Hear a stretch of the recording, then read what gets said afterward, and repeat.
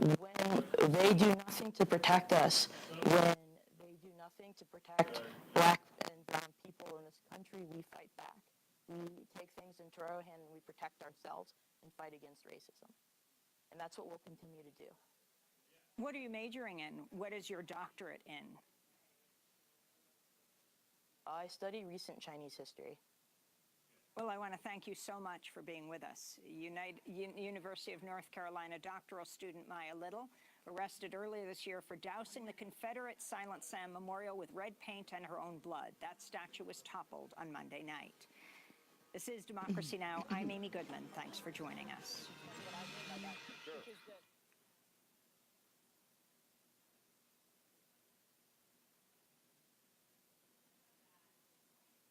Democracy Now! Is underwritten by the French Broad Food Co-op, a grocery store focusing more on people than profit by providing living wages, supporting local farmers, and being community-owned.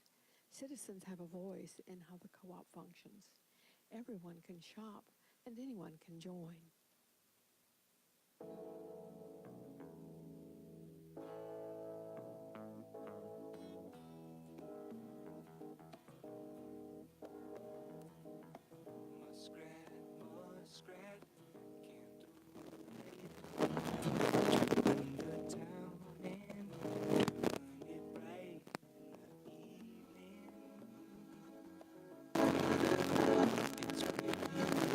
WPVM LP 103.7 Asheville.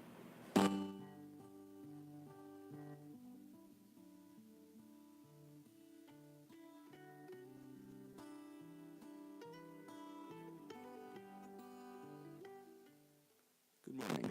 You're listening to the Blaine's World Show, heard each Wednesday here on the new WPVM LP in Asheville, North Carolina. You can also listen online at WPVMFM.org, and if all is working well, you'll also see us on Facebook Live. I'm your host, Blaine Greenfield, and each week we focus on the Asheville theater scene, as well as on positive news and information about people and organizations in the Asheville area. And toward that end, it's my pleasure to introduce my first guest, Judy Ray, who's a certified healing touch instructor, and she also happens to be a good friend of mine. Welcome, Judy. Thank you, Blaine. It's a pleasure to be here. Well, it's a pleasure to have you.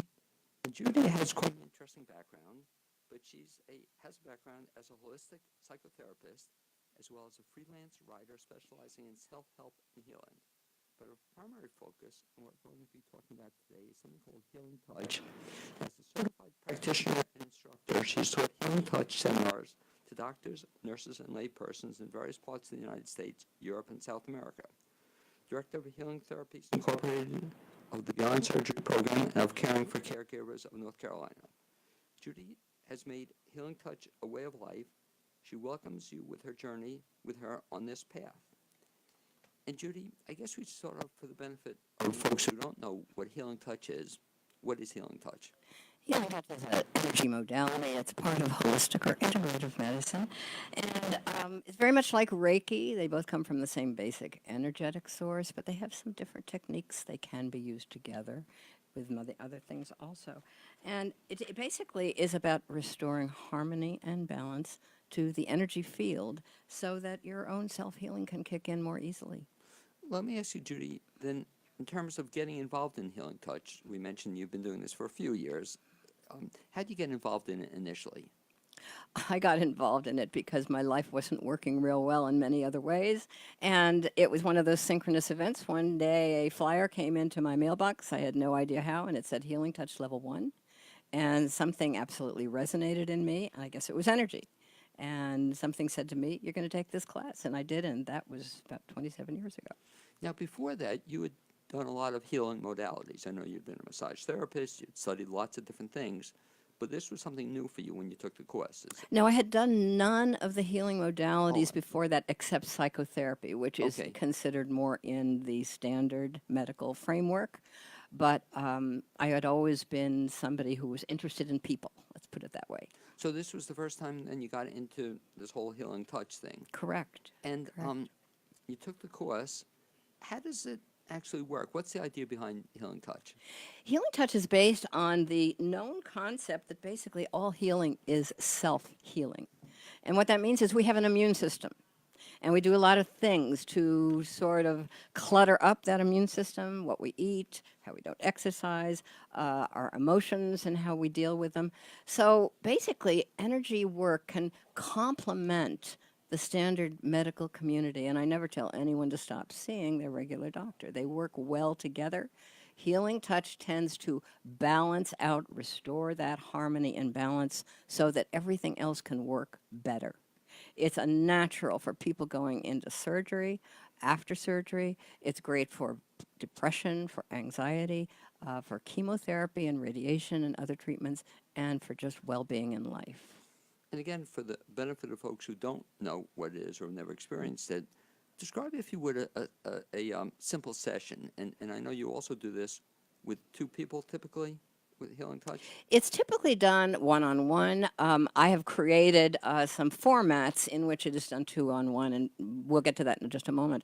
But typically what somebody experiences is hands either touching with permission or hands in the energy field. Right after surgery, chances are I'm going to stay just in the energy field and not touch because a person is very fragile.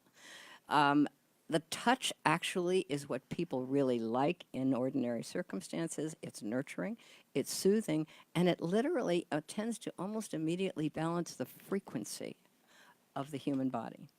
And what's cool about it, it makes you feel better. Again, I don't, you can explain maybe the reason why that happens, but people generally say that, right? When they have when they have a session, they do feel better as a result? Yes, almost always, unless there's a reason why touch has been toxic to them. But also, I work with people who have been physically and sexually abused, and eventually, if they can start relaxing into trust being associated with touch, it can shift their response to that for their memory of what's happened in their life and for moving forward. And so if somebody was interested in Healing Touch, I guess they can research it or experience it. How do you check it out? Well, you can check it out. It's so well known right now. It's in many, many hospitals. You can probably Google it in your area and find Healing Touch practitioners. So you can certainly Google it, and you can look at under the healingtouch.com, all sorts of things. Or you can connect with me.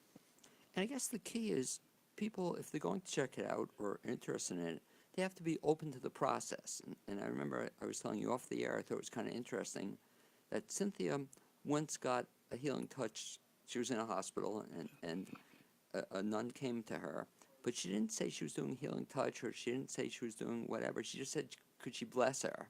And Cynthia said, sure, I'd love to be blessed. But she was doing Healing Touch on Cynthia. But it's an interesting way how she went about it. She cushioned in different, more acceptable language. And it's not quite as necessary to do that as it used to be. When I first started that 25 years ago, I would speak all over the town and the community. And one time I was at some kind of a group, and somebody raised their hand and said to me, "Are you of the devil?" Okay. Now, I don't get questions like that very much anymore. Well, and you're so right, because even when Cynthia started getting into the field or studying it or whatnot, I had no idea what it was and never heard of it. And we're driving in today with our producer, Amy, and she knew all about it, and she'd experienced it. So isn't that true that over the last number of years, it's become more accepted? Yes, and I have taught Healing Touch classes to nurses and to doctors at Mayo Clinic, at Scripps Institute, at some of the big heavy hitters as far as the hospital goes.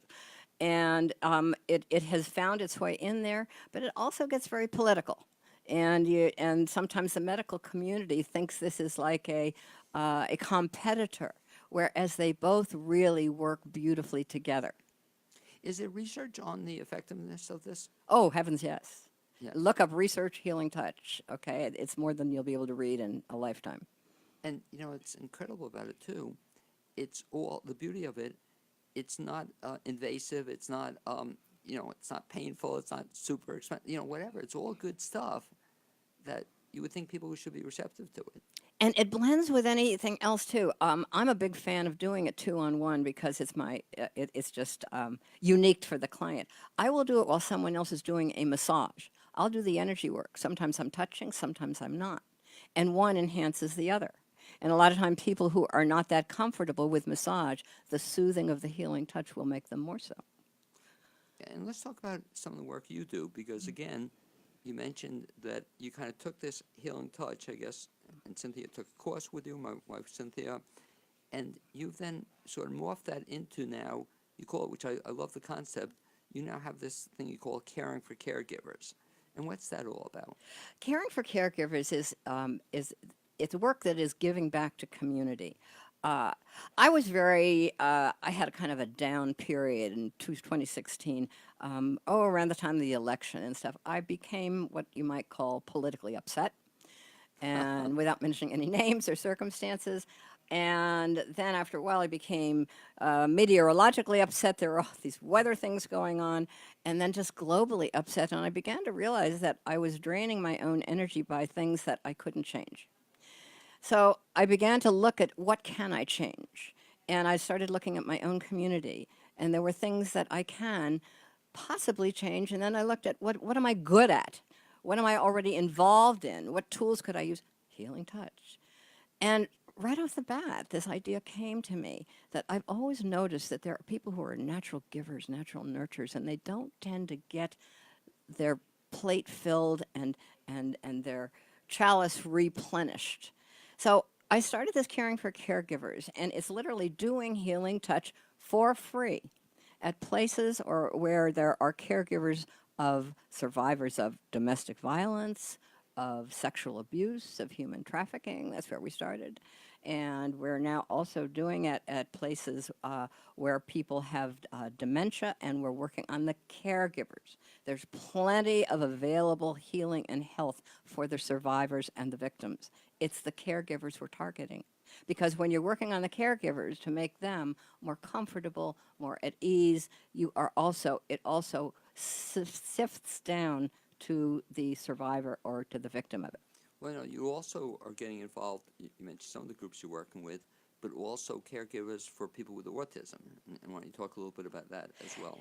Yes, right now that happens to be our major focus place. And yes, there's a wonderful woman, Michelle Lizon, and she has started on her own this not-for-profit agency for primarily people with autism and their caregivers. So we are working with her at her place in Asheville, and we're just having a wonderful experience there.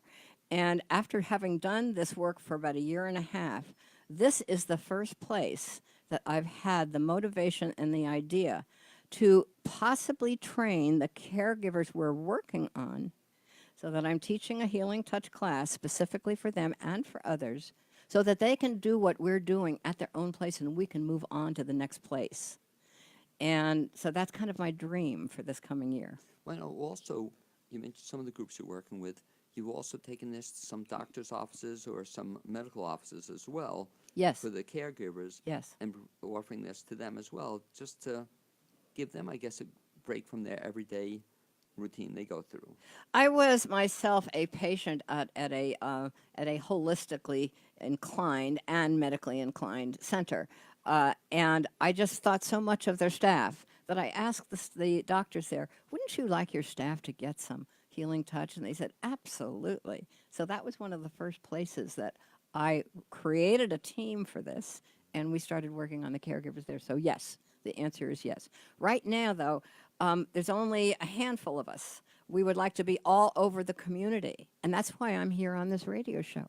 I'm looking for people who would like to be part of this with me. And let's talk about if somebody does want to become part of this, Mm-hmm.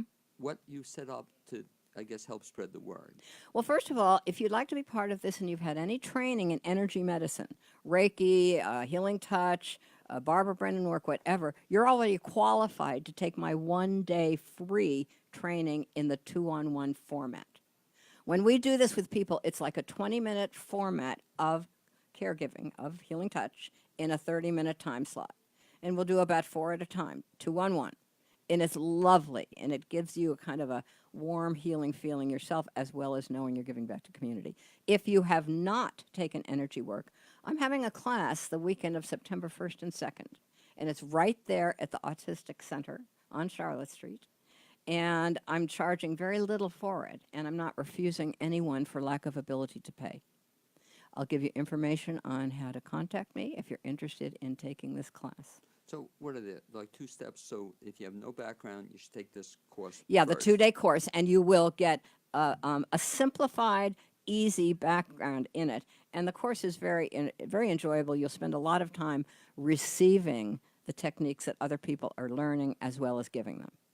And then if they, quote, graduate from that course, then they go on to the follow-up is the 1-day thing? Correct, but it doesn't mean you can take the course without ever Sure. following up. But you can't start the caring for caregivers and work with us if you have no energy background. So that 2-day course is your energy background. And what's so cool about it, and I know it's what you believe in very strongly, the whole idea behind this is to give back into the community. Give back to the community, yes. Also, I teach a course at OLLI, which is the Osher Lifelong Learning Institute at University of North Carolina. And the name of the course is Making a Difference as a Way of Life. And I find that these retired people, they are so vibrant, some of them, and they've lost their, what they feel is their ability to give back to community. So they're taking this course from me, which has nothing to do with energy work, and they're seeking ways to give back to community, and that's the commonality. It feels like we all seem to want to do that. It's natural. Well, what's so great about it, Judy, too, I think, is that it helps give people a sense of purpose, meaning, and I'm pretty sure you feel this way, that if you're helping other people, you're focusing less on yourself, you know, and you gave a great example, I think, talking about if you're hung up about what's happening politically, if you're hung up what's happening in the world, you can't change that, but here you can change something. Exactly. It empowers you to change. Not only that, it is so rewarding, it's hard to even verbally describe the degree of it. When you get somebody on the table for their 20-minute 2-on-1 session, some of them have never had any kind of hands-on at all. And we start with just talking for just a very, maybe, a minute and a half, and say, what are you feeling? How are you feeling? Would you like to change how you're feeling? What emotions are you coming in with today? What would you rather feel instead? And they usually say something like peace, ease. And we start having them kind of breathe in that word before they ever get on the table. And then they get on the table, and we do a little intention with them. It's not a religious or a prayer, just an intention that we experience you as feeling peace more easily. And then we begin with putting our hands gently on them and soothing, touching their feet, telling them in advance where we're going to put our hands, and that if anything's uncomfortable, they can ask us to stop. So just listen to it. I'm feeling at peace and feel very relaxed. But the problem I had, Judy, with it, it's kind of a fun problem, that when you did this healing touch on me, you did it along with my wife, Cynthia, is that you asked that question and said, what am I feeling? But I was feeling good. You know, like, it was hard for me to answer because there wasn't anything I was working on, or, I wasn't happy with the political scene, but I could deal with it. It wasn't something that I wanted to work with. Is that a problem sometimes that people don't, if they don't have anything they want to work on, what do you tell them? Well, I tell them, first of all, congratulations, okay? And let's kind of get this feeling to stay. We can do a lot more balancing if we're not first putting out fires, okay? The ideal client is one who comes in feeling like you do. But don't forget that most of these people who are at home, they have adult autistic children at this particular place, Arms Around ASD, and they come in and they know they need something, and they can't wait to get in here. They can't wait for their 20 minutes once they've had it. And can you imagine, like you're saying, that these people have to work with their children or, and providing care for them day in and day out. It's a tough thing to do. And so if you can help them, I guess, get past that a little bit or make it a little easier for them, they're happy. Well, and the thing that is you're working with Healing Touch, you open up to allowing the universal energy field to come through you. I'm not using my own energy, or I would be depleted after 2 or 3 clients. The reality is I could do 6 or 8 clients, and I'm going to feel more energized from it. Talk about, Judy, what you just said. The person who's providing the healing touch, how do they feel, and what happens to them? Well, that's what you learn in the 2-day energy course. I mean, and very, very briefly, you learn how to relax to get into the heart. Now, the heart, it has been discovered, has 40,000 brain cells in it, and yet we tend to stay in our head. I teach people how to get down into the heart and let that natural healing energy be part of our physical bodies, and it transmits and transfers naturally. It's not spooky. It's not hokey pokey. It's Einstein.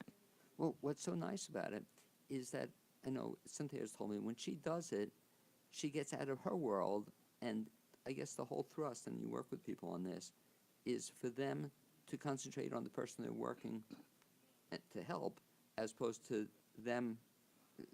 I guess it's just a shift completely. It is, and yet it's easier than your words are making it sound. And just let me correct what this little bit of it. We don't try, we don't fix, we allow. It's a natural energy. Our heart wants us to be filled with ease, with those 40,000 brain cells in the heart. And so it's simply allowing the energy to come through without making it an effort. So basically, yes, we do get a soothing and a rebalancing as we're working. The person doing it. Yes. But also the person receiving the treatment. Yes. Now, is it possible that after 20 minutes that, do you see, and you've done this long enough, do you see a shift in people or how they feel? Blaine, it's almost 100%. And even so, we don't usually work on the autistic kids, grown ones themselves, but once or twice we have. They're high functioning. And just a couple of weeks ago, we had a young man. He was about 21, 22 years old, and he got on the table, and he's nonverbal. He's never spoken a word in his life, but we still did the regular soothing things, and for a while, his eyes were wide, just looking around the room, and gradually they started to get heavy, and finally he closed his eyes. Now, at the end of the session, when we all got up and we went into the other room, and he followed us, all of a sudden he disappeared. And we looked back around, and he'd gone back in on the table and curled up on the table, like thinking if he stayed there long enough, we'd come back and we'd do some more. But I'll ask you that. Do people then come back for a second session? Or Sometimes third they ask us, could we get an hour of this sometimes? And the answer is there at that place. No, you can come as frequently as there's space, but we do provide if you want to come privately and see us. So it's a pro bono work, but there's nothing unspiritual about also having your business cards out there and getting a clientele on the side for it. Do you recommend that people get this treatment more than once, or how frequent? Oh, I have people come, yeah, once a week, once a month, twice a month, absolutely. More specifically, like pre and post surgery, cancer patients, especially when they're going to have radiation, chemotherapy, people who are suffering depression or anxiety, people come for that, and they get better, and they stay anyway because it helps them balance their whole lives. Now, you're going through the list. It seems that you can help people in a lot of different areas. You know? Oh, yes. I mean, is there, I won't say anything you can't help, but like you said, you're not doing psychotherapy on these people, but you can help them in just about any aspect of their life? Well, don't forget that with cellular balance, you are already self-healing. Okay, you are capable of feeling peaceful. Your cells of your body are capable of running at their optimum. So healing touch helps doing that whether or not the practitioner targets that mentally or not. You're helping the person rebalance themselves. Can a person who's doing it, can they do healing touch on themselves? Oh, absolutely. We teach that in the 2-day program. Wow. One of the first things we teach is, hey, if you're going to be a caregiver for somebody else, you better start focusing on yourself first. That's pretty cool. So if you're having issues or problems or something, Yes. take the course. It's a great way you can help yourself. Totally. Yeah. What do you tell somebody who, like you said, 15 years ago they thought it was witchcraft or something? Mm-hmm. When you have a non-believer, a disbeliever, what do you tell somebody? I simply tell them this is my thing and it works for me, and there are a lot of people who it does work for. I don't try to convince anyone of anything. And are people receptive to trying it? Like 200 times more than they were 5 years ago. Way more than 10 years ago. I told you about the heckler in my audience. It said, are you of the devil? Yeah. And I never answered that question at all. With a microphone in my hand, I stood there and said, would anyone else in this room care to answer that for me? Yeah. And people stood up and said, hey, guy, you know, either leave or be respectful. Well, you said it, especially, I guess, you've been in Asheville how long now? I've been in the Asheville area for 13 years. I was in Hendersonville and now Asheville. Because one of the great things, I guess, in being in the Asheville-Hendersonville area, you have receptivity to this also, as opposed to some other places. I find that wherever I've gone, there's pathways of receptivity. West Palm Beach was hugely receptive, and that's where I lived before this. I've been in New York. I'm a New Yorker. NYU was one of the first places they had a Healing Touch person in the OR. Well, and that amazed me, too, the very first time I started hearing about that, too. Not just NYU, but lots of hospitals in the area have tried it or are still using it as just, I guess, a modality to make the patients feel better. Absolutely. The problem with it not being even more 100% with hospitals is hospitals are many governments. They're run politically often. And if there's one non-believer up there on the portals of it all, then it's not going to work well. But, you know, it has its own momentum, and I'm feeling so much the expansion of that momentum. I don't focus on the parts of it that are restrictive. Well, it's also, I guess, hard to say no to this, especially the way you're setting this up. Again, we'll call it the Caring for Caregivers program. Mm-hmm. You often come into homes around ASD or to a doctor's office, whatever, and offer this just because you believe in it so much, and you're not charging them. Is that correct? We're not charging them anything. So all the Caring for Caregivers has no charge? I don't charge anything to teach it. Right. So I ask that you pay it forward. Now, this isn't the Healing Touch basic two-day Right. class. This Okay, is I the Caring charge for for that, but I Caregivers. don't refuse anyone for inability to pay. So, but the other one, the Caring for Givers, that's when you learn the 2-on-1 format in the 20-minute time slot. That is free. What kind of folks, and we're sort of answering it, but if somebody wanted to ask you, is this right for them? We'll talk about the two things. We'll talk about the Healing Touch, and then we'll talk about the Caring for Caregivers.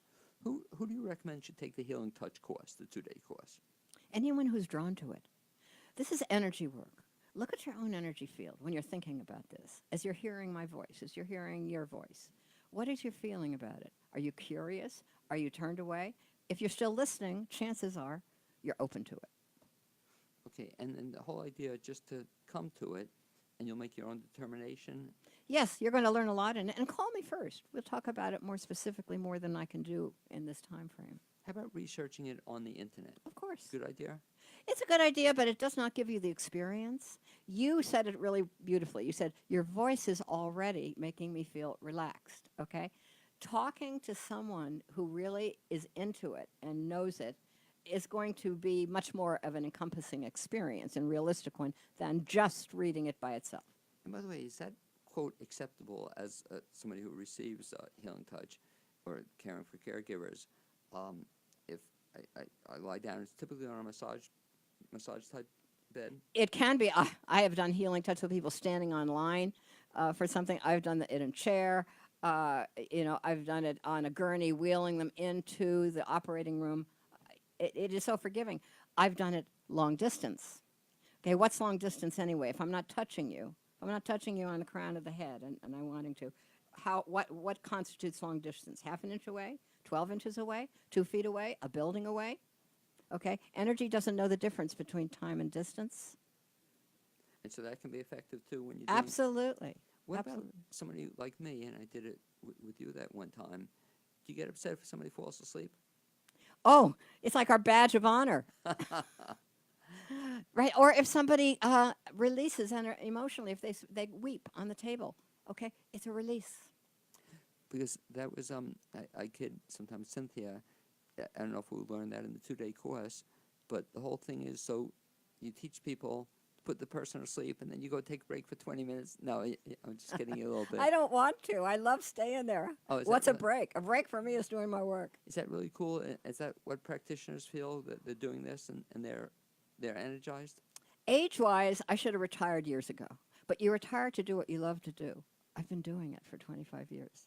I now simply do it more in my own time frame and with the pro bono part of it. Well, what you do too, Judy, as a compliment to you, you embody, I think, one of my favorite philosophy's favorite quotes by a woman by the name of Shirley Chisholm, and she says, "Service is the rent we pay for living on Earth." Yes. You know, and it's just so cool that you're just doing this because you believe in it, and you have a gift to share, and you're sharing it with others. Thank you. Thank you. Yes. And I think if people just try a tidbit of it, the more anxious you're feeling, the more depressed you're feeling, try making someone else feel better first if you can't do it for yourself. Judy, if any of our listeners want to get in touch with you, again, we've talked about two things. You're going to have the 2-day course is going to be when? September 1st and 2nd, right around the corner. Okay, and so they can sign up for that course or speak to you beforehand, and then the 1-day thing. The one-day training gets set up by demand Gotcha, after the 2-day after course. the 2 days. So best bet to reach Judy Ray is what? My email is judyray, JUDYRAY333 and I'll say that once again, judyray, JUDYRAY333 And I would love to hear from you. Okay, and I think you'll see, if you contact Judy, she will get in touch with you. She'll answer all your questions. And I think if you meet her, you're going to want to take this 2-day course. So great job, Judy, and thank you for being my guest this first half hour on the Blaine's World Show. And as you work your way out, we'll bring in our second guest, and I'll speak in just a little bit. Thanks, Judy. Thank you. Okay, great. As our second guest is working his way in, I'll just mention to you that underwriter support for WPVM is made possible by the French Broad Food Co-op, a locally owned grocery store focusing more on people than profits, providing living wages, supporting local farmers and producers, and being community-owned. More information can be found on the web at French Broad Food Co-op. I'd also like to now introduce some of the upcoming theatrical productions in the Asheville area. And specifically, there's one show coming up that I'm certainly anxious to see. That's going to be the show Ghost. And Ghost is right now being done at Hart in Waynesville. And it's running from the 24th of August through September 9th. And to get more information about that, that would be at www.harttheater.org, theater spelled with an R-E. In addition, another local theater does great work, and that's the company Different Strokes. And they're right now doing a show called Every Brilliant Thing, and that runs through the 25th. That's going to be at, I believe it's the BB Theater. And the best way to find out information about them is to just look up Different Strokes Performing Arts Collective, and you'll be impressed with their work, and you'll also find out all about that show. It's next my pleasure to introduce my second guest of this hour, and some people in the Asheville area I think may know you, but he is Cecil Bothwell, and welcome aboard, Cecil. Hey, glad to be here, Blaine. Okay, and I should mention, Cecil, I love the title you give yourself, and I think it's cool when people give themselves their own title. And you call As you do. Okay, for sure. And you call yourself a provocateur? Yeah, I think I am often. Okay, and how'd you come up with that title? Well, how'd I come up with it? Well, I have provoked things, Okay. conversations. I've challenged people to think differently, to consider options and that sort of thing for many years in one form or another. And I mean, for instance, just to go way back in the 1980s, let's see, I think it was the winter of 1980, just before I moved here, I was headed for Mexico. Traveled down there for about a month or so, and I was with a friend who was my age, who was prematurely bald. We were both 30 about at that time, and he'd been shaving his head for a while. So before we went on to Mexico, the night before, we were drinking some tequila around his pool, and he said, "I dare you to shave your head." I had hair to my shoulders at the time. He said, "You'd never do that." And I said, "Oh, yeah?" And so we had a shaving party. We cut my hair and shaved my head.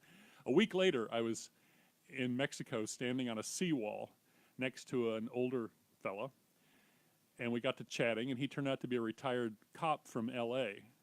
And I said, "What did you like about that job?" He said, "I'll tell you what." He said, "The best part of it was cracking hippies' heads with my baton." He said, "It was like breaking open watermelons." And I realized in that instant that he would not have spoken to me a week before. Interesting. And I shaved my head for 8 years after that because I realized I had a new costume on. Okay, and people perceived you And differently. in fact, it was the first time I remember ever being called Mr. Bothwell was after I had because as a long-haired hippie fella, they, I wasn't a mister, I guess. And then toward the end of that period, I grew out a question mark on my head. So I shaved with help a question mark. So I grew out like a mohawk that was question mark shaped and told people I was questioning everything. So maybe that's when I really became a provocateur. I love it. Even younger than that, though, as a kid, did you always know it? Like, I remember my dad when I was a kid. I came home one time from Sunday school, and I was all proud of myself. I said the teacher said I should be a Philadelphia lawyer. My dad hit me over the head. Said, "Womp, that's not a good thing." I thought it was Philadelphia lawyer. So as a kid, did you know that you always had this streak in you that you wanted to provoke people, get people thinking, reacting? I was certainly a person who would challenge things. Challenge what I perceived to be injustices, challenge what I, in my limited knowledge as a kid, thought I knew better. Yeah, so yeah, I did. But I was actually, I was well behaved. I was not a disruptor of, well, there was one, we had a world history class in high school. I hadn't thought of this for probably 55 years. This world history teacher, it was in an auditorium. It was one of these big classes, which was unusual for high school. I think there were 50 or more people in there. And the teacher was impossible. Boring, boring, boring.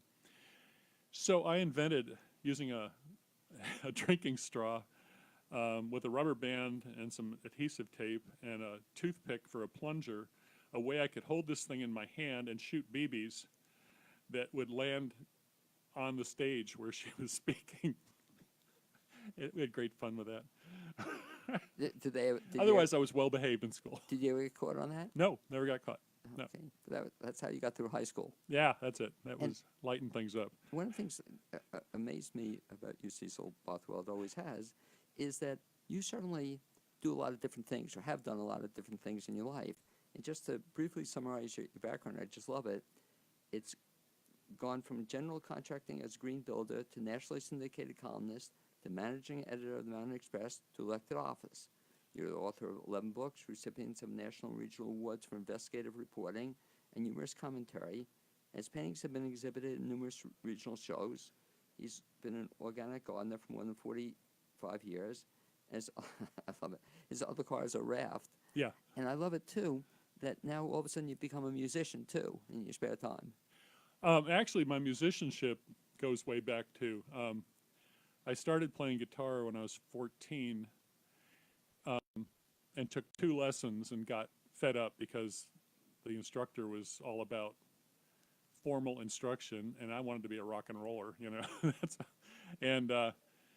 So I learned some guitar and self-taught and learned from others, and then had a rock band in the 1970s for a while, and then set it aside as the exigencies of life.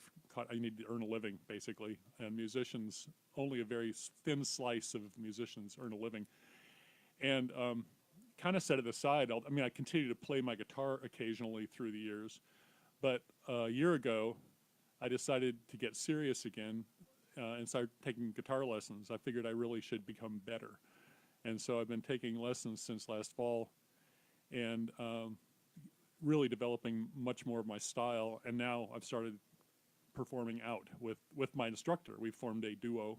We're called the House of Dogs. And we can mention instructor is coming, mutual friend. He is? Philip Bowditch, yeah, who has a show on another local radio station here, another community station, and is a retired musician. Retired from a serious professional career as a musician in New York. He's still a musician, but he's not. And he played with a band here called Deep River for a number of years as well. And how'd you find him? I found him.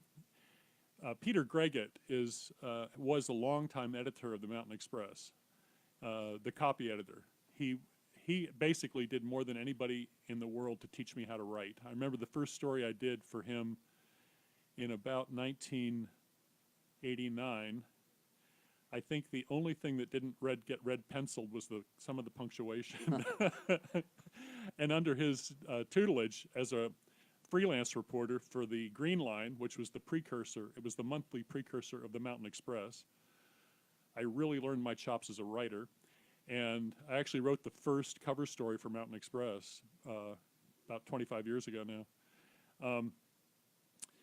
But I'm diverting from the story. Peter finally decided to retire last summer, and I went to, he threw himself a retirement party, and although I had met Philip before, when we meet a lot of people in Asheville, you know, casually, I took my guitar to that party just for the heck of it, and played some songs, and we got to talking, and he told me he taught guitar.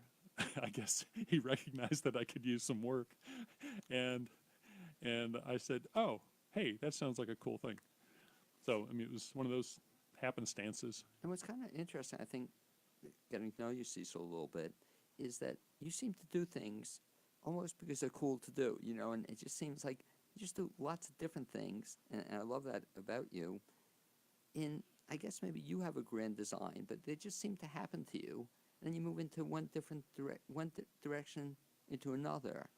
Yeah, I often, when I talk, I've had occasion to teach some courses at Warren Wilson College, some class sessions about environmental writing, because I started the environmental journal at Warren Wilson in the late 90s, mid-90s, I guess it was.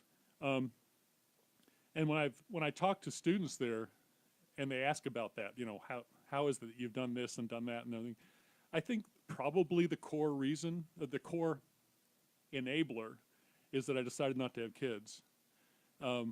When you have children, you've got that obligation for about 18 years if you're any kind of decent human being. And I decided back when I was 22, before I married back then, we had a marriage and we're still dear friends, but we went different ways. Anyway, I had a vasectomy because I decided that the population of the planet was getting too big, and if I didn't really want children, it should be on me to make that decision and not expect a partner to take. I mean, I had to take responsibility for my own reproductive, you know, whatever, my future, and that has really freed me from that kind of responsibility. So while I was a general contractor, I'd build a house or I'd do a big project and then travel. So I've been to every state all across Canada, Mexico, camping. I've canoed in most of the major river systems. But then if I wanted, at one point I decided to switch gears and become a writer. That was a pretty big jump that if I'd had responsibilities, home responsibilities, I couldn't have just leaped. And yeah. Talk about being a writer, because I find that fascinating. So you mentioned you'd done several things before you became a writer. Did you have a training or background in writing? No. A voracious reader. I mean, from the time I could read, I would read everything from cereal boxes while I was having breakfast to the newspaper to books and on and on. Then I guess it was 1979, I wrote a novel just to see if I could do it. And it's safely in a box. I still have the box. But it was, what it showed me is that I was able to complete a 250-page document. And then in the late 80s, I decided I was going to turn the corner, and I started writing anything I could write. I wrote more songs. I'd written some earlier, and started playing in some of the bars and coffee houses around here around the 1990, from 90 to 93.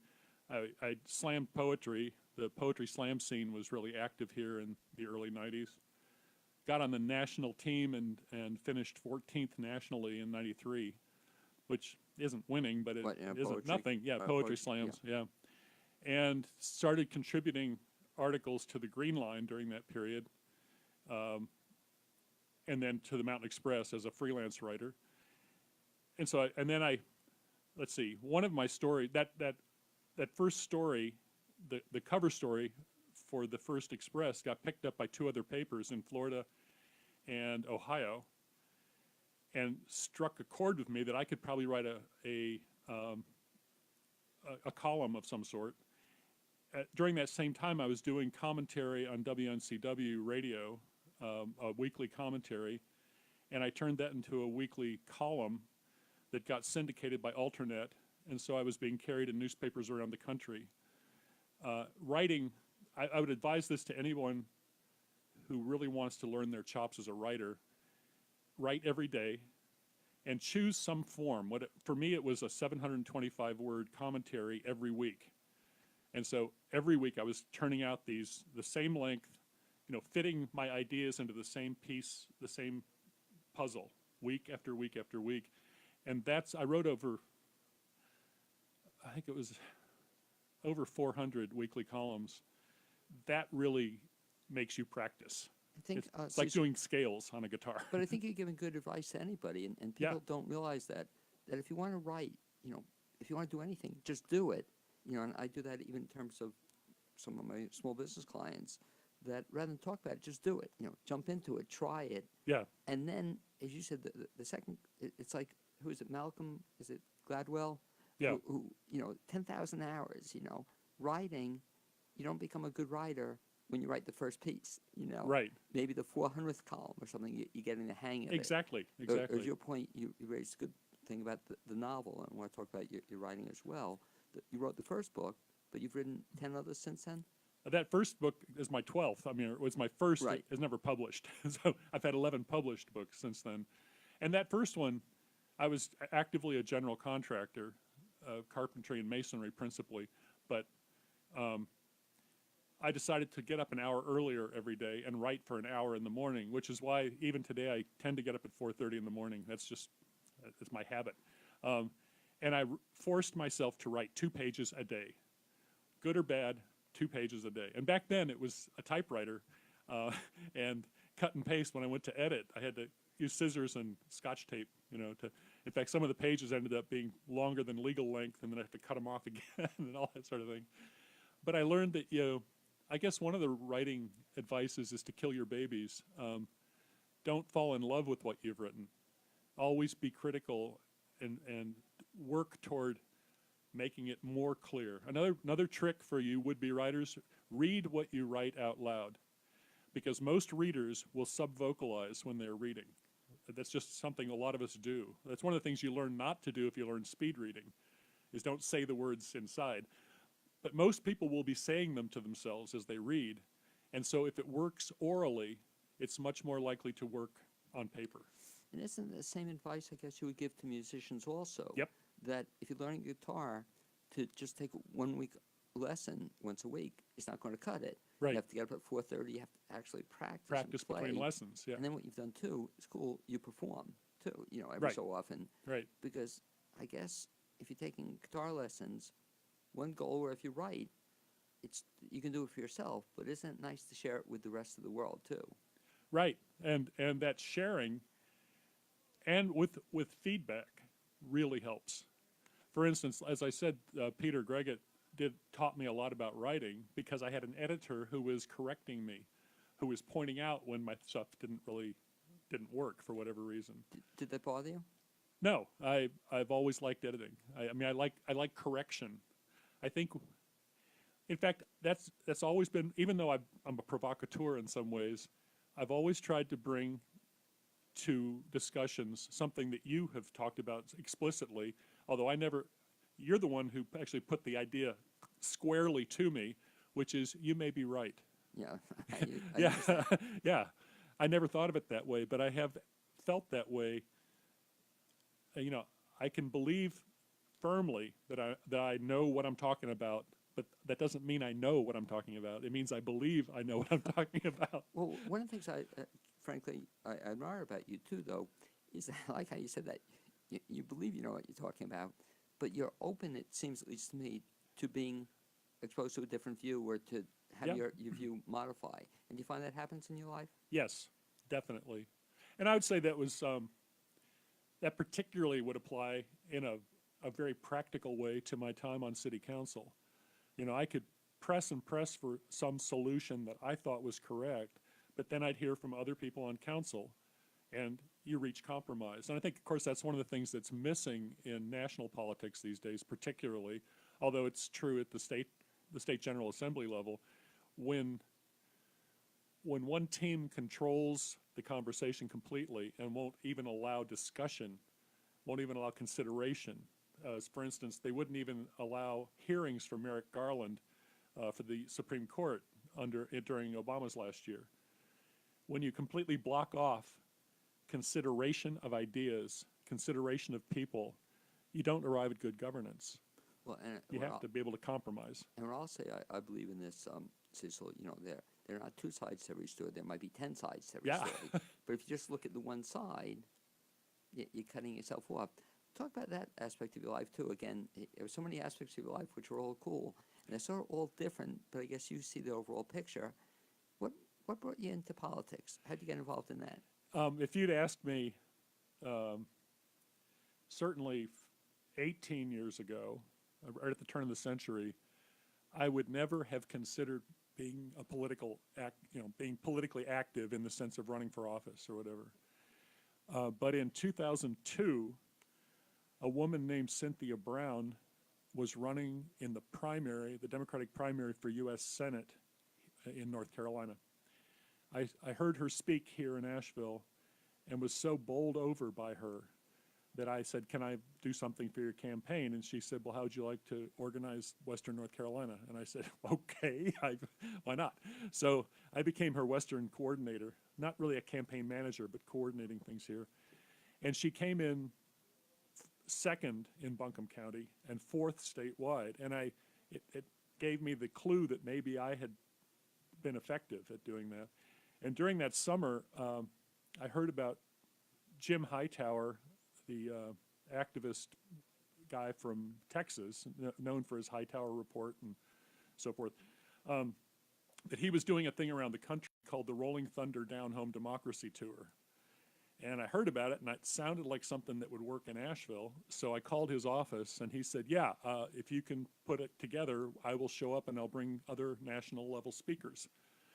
So I rented the Civic Center, and this was in the September, I think, of 2002. For May, I believe May 3rd is when we had the event, and started gathering allies and ended up having 50 local small businesses and nonprofit groups all supporting this thing. And we had a great time.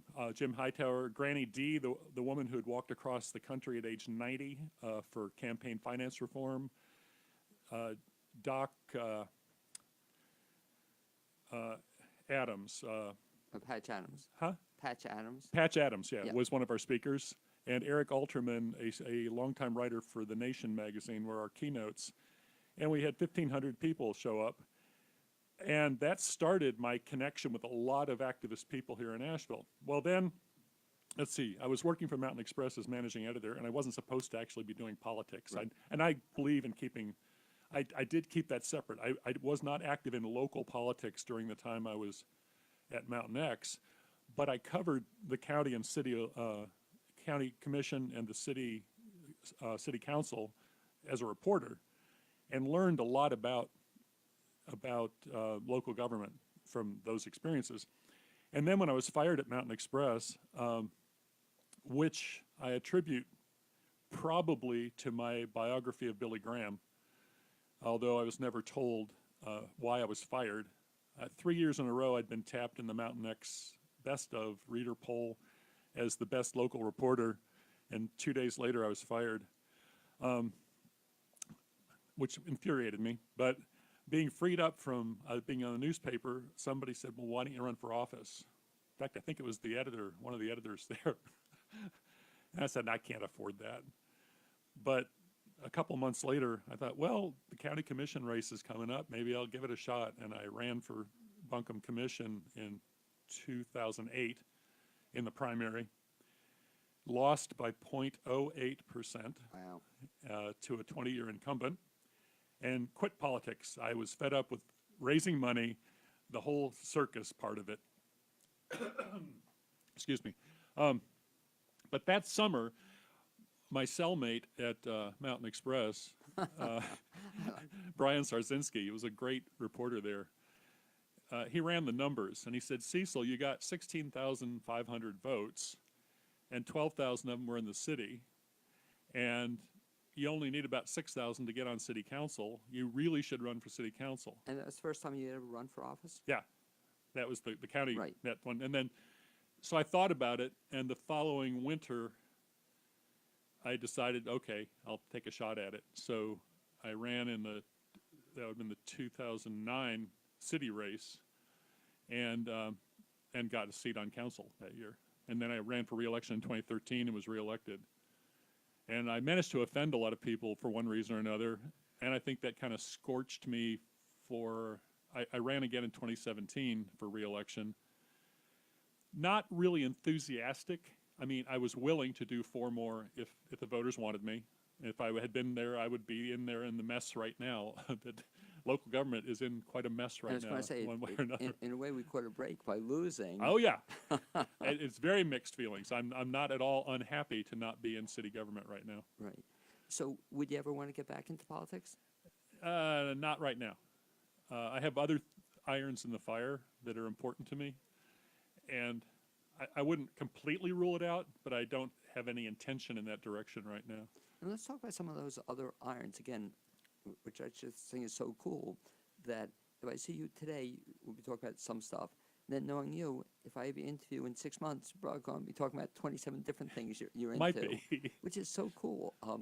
I guess, I don't know if you have ADD or I have ADD or something, but before Right. it became popular, Or maybe we bore easily. that could be, you know, it's funny you say that, Cecil, because my daughter, I could never understand it. She'd say she was bored. And I say, I've never been bored in my life, you know. Yeah. I don't know how she could be bored, you know, because it's always something I want to do. I don't think there's ever enough time to do everything that I want to do. Well, talk about 2 other things that blow me away in what you do. You also, I won't say now, but you're also a painter. Is that true? What got you into painting? I dropped out of college in at the end of my sophomore year to paint. I had switched during that year to an art major. I was at Emory University, and they didn't have an art department except art history. So I took some art history classes, a couple of art history classes, but I saw that wasn't getting me to being a painter, so I quit and moved back into my parents' house at the time in Florida and started going to sidewalk art shows and displaying my paintings. They were awful. I still got a few of the canvases rolled up, but I don't show them to the public. They should be right along with that first novel you wrote. You know? Right, right. The same box. We'll have a Cecil Bothwell collection, the early Cecil Bothwell. Right, right. And then, but I drew and dabbled over the years. And then in 2005, I met John McKay, who's a brilliant landscape artist down in the River Arts District. And he was giving lessons, and I started occasionally taking lessons when I had found time. I did it kind of often from 2005 to 2009, but then when I got on city council, I really didn't take lessons for that 8 years. Just I'd go over there once in a while, but I still kept up painting. And so now I've had shows around the area. Right now my paintings are at the block off Biltmore through the end of August. In October, I'm part of a show being put on by the Saints of Paint. We're a group who do art sales for good causes. The last weekend of October, we're going to do one for the Blue Ridge Parkway Foundation. And there'll be more news about that going along. The interesting thing about the Saints of Paint organization is that when paintings are sold at these events, half the money goes to the artist. The advantage of that over a lot of organizations have silent auctions or, art auctions, whatever. But if they ask for just donations, straight out donations, the chances are the artists are not going to give their best work. But galleries tend to take about half the sale price. So selling it through our events, artists are getting about what they would normally get for a painting. And therefore, really high quality art. And I'm not just, I participate, but I'm among giants when I'm there. But I guess the same principle you mentioned to the writing, that you become better at painting, Yep. just like you become better at music by just doing it. I try to paint daily these days. Do you really? Yeah. How long? Sometimes only 20 minutes, sometimes a couple of hours. Depends on my schedule, And so now you have to get up at 4 o'clock in the morning. Well, now that I'm semi-retired, I have a lot more freedom in my schedule than I did. I was liberated last fall by the voters. Thank you, voters. And so we'll mention one other thing. We only have a little bit of time now, but your latest book, which, by the way, I'm in the process of reading, is what? Talk about that. The latest book is my second collection of short stories. These short stories, almost every one of them touches on Asheville, or at least Western North Carolina, and most of them include one or more of my cats. I've had cats in my life for years and years and years, and so living or dead, they make guest appearances in other, they play other roles. You know, they belong to other people. But I like cats, and so it's full of cats. And the stories run from a guy who ends up owning a goat dairy in Barnardsville, kind of backs into it by mistake because of a love affair, and some people who join a work co-op where they trade hours, who all of whom are dissatisfied because they all think their own hours are worth more than everybody else's, and so on and so forth. And if somebody wants to get more information about either that book or anything else Cecil Bothwell is doing, best bet is to do what? CecilBothwell.com. Okay. That's easy enough. Yeah. And you're also on Facebook as well. Oh yeah, Facebook and all those other things, LinkedIn and Twitter and yeah. Find Cecil Bothwell. Anyway, I'd like to thank you, Cecil, for being my guest this second half hour on the Plainswell Show. Also to my guest, Judy Ray, for being the guest on the first half hour. And to Amy Prisnash, my producer, and to Zuzu Welsh, who provided the music you heard at the beginning of the show, and now we'll be hearing at the end. Look forward to having you join me next Wednesday at 9 a.m. here on the new WPVM LP in Asheville, North Carolina. You can also listen online at WPVMFM.org, and you can also find us on Facebook Live, and we'll hopefully be on that every week as well. Thanks for listening.